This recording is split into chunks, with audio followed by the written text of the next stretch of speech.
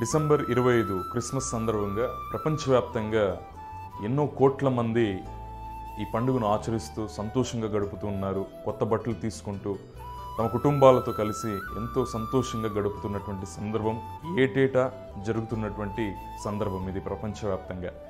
అయితే ఈ సంతోషిస్తున్నటువంటి మనిషి దేవుణ్ణి సంతోషపెడుతున్నాడా అని ఆలోచన చేస్తున్నటువంటి వారు చాలా తక్కువ మంది.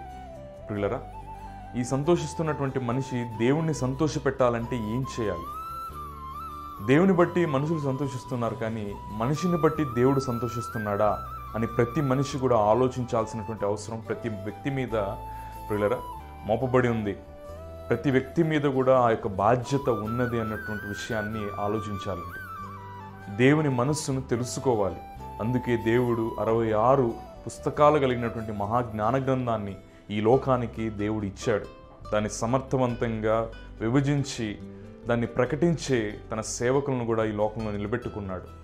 దేవుని మనస్సును తెలుసుకొని ఆ విధంగా ఈ లోకంలో బ్రతికిన వాడే ఆ వ్యక్తిని బట్టి, అలాంటి వ్యక్తిని బట్టి దేవుడు సంతోషపడతాడని, దేవుని బట్టి సంతోషపడుతున్నటువంటి మనం కూడా మన యొక్క ఆయుష్ కాలంలో దేవుని సంతోషపరచాలని, లేకపోతే మనకు పరలోకం దక్కదన్నటువంటి విషయాన్ని ప్రతి ఒక్కరు గమనించి దేవుణ్ణి సంతోషపరిచే వారిగా మనం అందరూ ఉండాలని మనసారా మీ సోదరుడిగా కోరుకుంటూ నా మాటలు ముగిస్తున్నానండి. వందనాలు.